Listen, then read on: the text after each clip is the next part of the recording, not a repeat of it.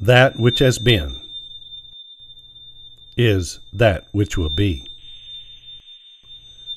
And that which has been done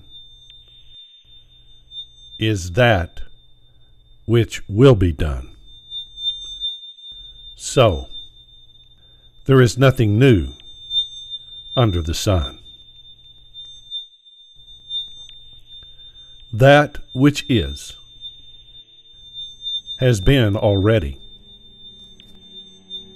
and that which will be has already been. For God seeks what has passed by.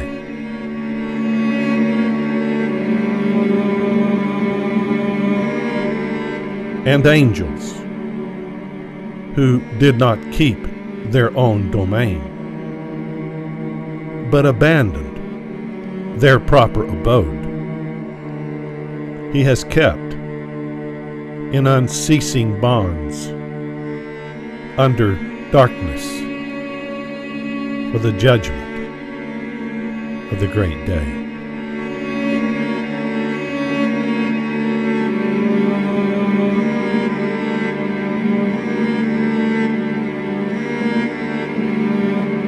That which has been is that which will be.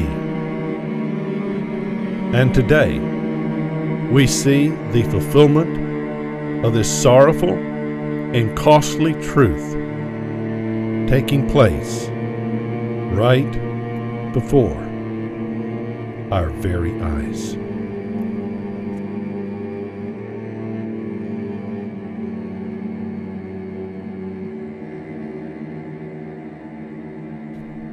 This is a drawing published in Life magazine in 1911 titled The Temptation. The scene is a repeat of that which was recorded in the first three Gospels. After Yeshua was baptized by John, the Holy Spirit led him into the wilderness to be tempted by the devil. After 40 days and 40 nights, Satan first tempted him to turn stones into bread. Second, he told him to throw himself down from the pinnacle of the temple. And third, he took him to a high mountain, showed him all the kingdoms of the world and their glory, and offered them to him if he would worship him. We know the outcome of all three of these temptations. Yeshua rejected them, including the third. This third temptation is what we see depicted here in this 1911 drawing. But here, it's not Yeshua standing on that high mountain with the devil, but rather a woman, representing women's temptation and even quest to be equal to men. More specifically, to have equal rights in voting and even in governing. That which has been is that which will be. And just as Satan tempted Yeshua and successfully tempted the angels, whereby an entire third of them abandoned their place and were cast out of heaven to the earth, so women have equally abandoned their place, and the consequence once again being decisive destruction and loss. Since the curse of 1920, when women took the scepter of power depicted here and received the right to vote, they have ever increasingly sought to take the place of the man. Following suit with the fallen angels, they have abandoned their place as a woman, as mothers, and as wives, and have iniquitously sought equality with men. When Yeshua resisted the devil upon that third temptation, Satan left him. And most interestingly, it was angels that came and ministered to him. This is an extraordinary and revealing contrast to women since 1920, who have instead chosen the offerings and ways of the devil. Where are women today who can minister to Yeshua by serving, supporting, and ministering to their husbands? As it is written, as the church is subject to Christ, so also are wives subject to their husbands in everything. Ladies, when will you begin serving Christ? By serving your husband. You demonstrate your faithfulness to Yeshua by your faithfulness to your husband. It is most interesting that women and angels possess the shared identity seen in the temptation by Satan. Let us see yet another evidence of this relationship. Addressed in the writing The Rebellion of Korah today at remnantbride.com, we read in 1 Corinthians 11:10 that women are obligated to cover their heads. Why? As it is written in that passage, it is specifically because of the angels. And what did the angels do? Again, they abandoned their place. As we have seen, women have the choice as to whether they will join those angels and abandon their own place, or be faithful to Yahweh God's headship order attested in the woman's head covering. Another most revealing evidence of this correlation of women and angels is that throughout the Bible, angels are always masculine in their identity, possessing the appearance of a man and never that of a woman. In the New Testament, the Greek word for angel is always masculine in gender, never feminine. Gabriel, Michael, all the angels were masculine. Why are they always masculine? Because they're Yahweh God's messengers, representatives of Him, who is Himself masculine. And they speak with authority, which rests solely with the male, who has the right to rule. But what does fallen man do when visually presenting angels? He does the same thing that women have chosen to do in abandoning their place. Man, in truth, makes fallen angels. It is most fitting for fallen man to predominantly present angels, both pictorially and in statues and figurines,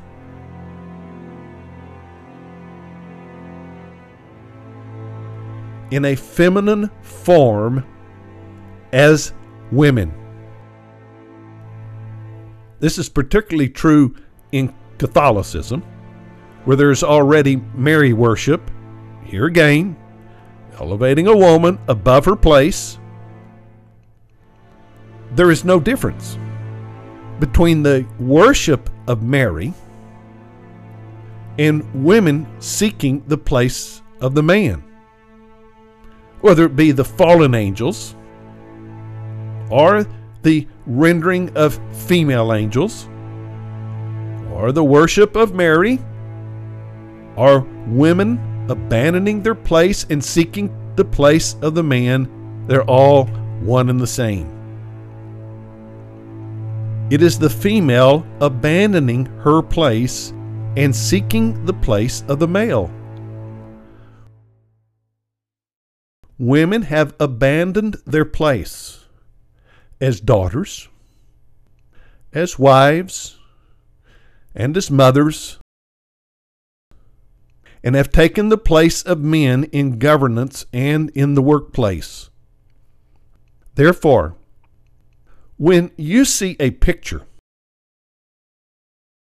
or statue or figurine of a female angel, think fallen angels and rebellious women, both of whom have abandoned their places. Drawing from a book I recently read, which I will address shortly, let's look some more at this curse of 1920. As you probably know, a three-pronged curse came upon America in 1920 and has ever increased to today. The first prong of that curse is the women's rights movement, whereupon women received the national right to vote in 1920.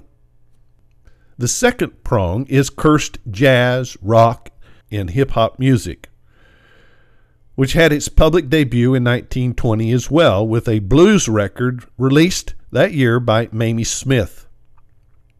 And the third prong of that curse is abortion and euthanasia, whereby in 1920, Carl Binding and Alfred Hoke published their book, The Permission to Destroy Life, Unworthy of Life. This is the book that Hitler used in order to promote his ethnic cleansing program. If you have not read the book, The Curse of 1920, I strongly urge you to get a copy of it and read it. It is vital to understanding the cause of the curse this nation, and even the world, is under at this time, and is bringing us to destruction. You can get a copy of it online at Amazon.com or Barnes & Noble. The book I recently read was A Renegade History of the United States by Thaddeus Russell. Russell is a unique individual who is clearly a combination of a hippie liberal and a libertarian. As you can tell from the title of the book, he addresses the renegades of society and proposes how they have affected this nation to bring us to where we are today. However, he calls these renegades' contributions, quote, liberties or freedoms, and looks at them as being good. But in truth, they are sin. Instead of freedom, they are bondage. Bondage to sin. So, what then is the benefit of this book? When I wrote The Curse of 1920, one of the best sources of sound reference materials for exposing feminism was feminist websites themselves. In their disdain for the statements and positions of such men as, like our founding fathers, those remarkable truths and examples were recorded there. Of course, the feminists ridiculed them, but the truth was still there to be harvested. The Renegade History book is a valuable source, though Russell does not necessarily ridicule. But if someone has an eye to see right and wrong, this book is quite valuable and most revealing. What we're going to examine here are three specific items or areas addressed within that book, along with an important conclusion regarding our founding fathers and the ultimate outcome of America. The three areas are, first, the changes that took place in young ladies at the time of the curse of 1920. And we'll see how they portended the fate of women thereafter, which is so sadly and shamefully evidenced today. The second area is the lifestyle of the black slaves brought here from Africa. This is one of the main points addressed by the author.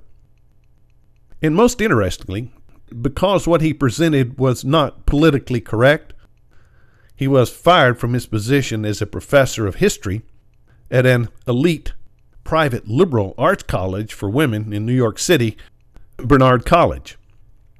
His findings, though, are most revealing, both in history and certainly regarding what it means for us today. Then finally, we'll examine the prophetic testimony and example of America's prostitutes leading up to the curse of 1920. I do believe you will find all three of these matters most interesting, as I certainly did while reading this book. But let me again state, Russell calls these renegades' contributions liberties and freedoms, and has the distorted view that their life-loving and infectious culture, sadly, should free our minds from modern morality. The youth who abandoned the home and long-established godly principles he called national heroes, who created American fun, well, appropriately defined in Webster's Dictionary of 1828, that means vulgar merriment. Regarding the black slaves, he viewed them as being liberated from society's moral restraints, from repressive morality, liberated from responsibility, and from sustaining their children. Okay? And prostitutes are women liberated from marriage and godly modesty. He even applauds organized crime for their contributions for where we are today. But frankly, to the contrary, you're going to see that these testimonies tell us what we really are today. We have abandoned what is right and have sought destructive pleasures. We're in fact slaves to sin and vice, and prostitutes who have thrown off moral restraints. When we look back at the origins of the changes that have come to be the norm today, this brings light to what our socially accepted practices truly are. They're sin. It is as written in Isaiah 5:20. Woe to those who call evil good and good evil, who substitute darkness for light and light for darkness, who substitute bitter for sweet and sweet for bitter. With this introduction, let us now examine the first item, young women at the time of the curse of 1920. One of the things we've learned regarding this curse is that it has had a most dramatic effect upon women, their attitudes, their values, and most certainly their pursuits. We also know that that which has been is that which will be. And we find evidence that at the initiation of an event that will have dramatic effects to come, there is often a see testimony of that which will unfold. For example, we see this most clearly in the original Garden of Eden. It was a type, a see testimony, of what would take place in the kingdom of heaven given to man on this earth. In that seed, we see that the kingdom would be corrupted, which, as addressed in the book The Curse of 1920, is exactly what has happened in America, the kingdom of heaven at the nation's level. Just as in the garden, America has had its own tree of the knowledge of good and evil with its forbidden fruit, its own serpent in that tree, its own woman, and its own man. And with all these individual components, America has been equally corrupted. I urge you to read The Curse of 1920 so as to understand this. So what see testimony might we have seen around the time of 1920 that would tell us just where we were headed? In chapter 9 of Russell's book, he addresses a dramatic first-time occurrence for this nation. In that transition period of the curse of 1920, for the first time, the majority of women in New York City, aged 16 to 20, worked outside the home. Most were single, and many moved away from home as well. As noted by Russell, these young women, which today we call teenagers, pushed at the boundaries of society and refused the roles and responsibilities as daughters, as wives, and as mothers. Quoting Russell, they were the first generation of American women who lived to a great degree for their own pleasures and freedom. Taking jobs freed them from their fathers' homes and reduced their economic dependency on men. Sounds like today. For the first time in American history, great numbers of women made their own wages, spent their own money, lived much of the day on their own, walked the streets unescorted, and established their own liaisons with men. Sounds like today. They saw work as an avenue for pleasure, and the workplace reinforced their interest in having a good time. Based on society's attitude today, someone might see this as the necessary supposed liberation of women. But you're blindly and tragically wrong. As addressed in the YouTube video, Thinking Governmentally, Part 1, even as we, the created, were designed to look to and have dependence upon our Creator, so women are to look to and have dependence upon the man. Furthermore, just as our identity is to be absorbed into our Creator, so the woman's identity is to be absorbed into her husband. But in this seed testimony, at the time of 1920, we see the opposite.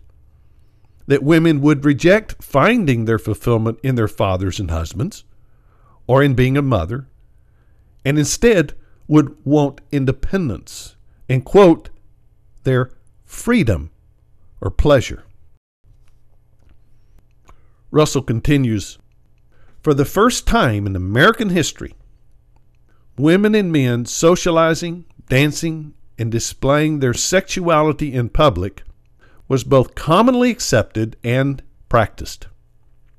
Dance halls, amusement parks, speakeasies, and movie theaters began to flourish.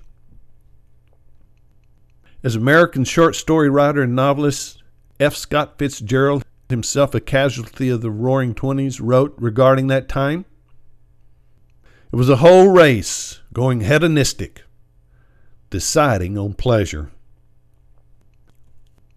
This was a clear and sudden departure from the Victorian era that immediately preceded these changes. Russell notes that it was this sudden infusion of young working women who had left the home that made possible the rise of amusement parks and dance halls and movie theaters.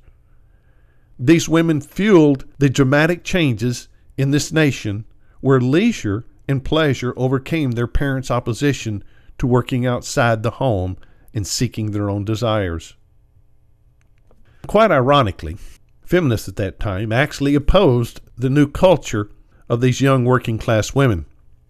They counseled them to avoid lowbrow popular entertainment so that the tone of womanhood would be raised. But these feminists failed to see the consuming beast that they themselves were unleashing through their own rebellious actions. Neither did feminists accept abortion at that time. But the very path they were setting this nation on would destroy womanhood and lead to the murder of millions of babies through abortion. The seed was being sown, and women henceforth would seek their own pleasures and wills, just like those young ladies. Adult women would later follow in their ways, equally abandoning the family and rejecting its God-ordained governmental order and purpose, pursuing worldly pleasure, accomplishment, and fulfillment instead. Thus, once again, that which has been in 1920 is that which is now being fulfilled in an even greater, far-reaching, and encompassing destructive measure. It is most relevant that the outcome of these young women was the popular rise of amusement parks. The word amused is composed of two parts. A, or not, such as amoral or not moral, and muse, which means to think. Thus, amusement means to not think. And this was the very process that was unfolding at that time, and has continued to this very day. People do not think about either the source of the curse of 1920 or its tragic outcome. They're amused, living for the moment, living for pleasure, and abandoning Yahweh God and His governmental order both personally and socially. Today, the curse of 1920 is coming to full bloom, whereupon we have wholesale abandonment of what is right and good, and women have abandoned their place, their roles as faithful daughters and mothers and wives. Thus we see in these young women at the turn of 1920 the seed testimony of that which would be, the very problems we face today. As with the fallen angels, women have abandoned their proper abode. They have abandoned the home. They have rejected familial authority and the purpose and sanctity of marriage. They have sought their own pleasures and fulfillments in being like and taking the place of the man.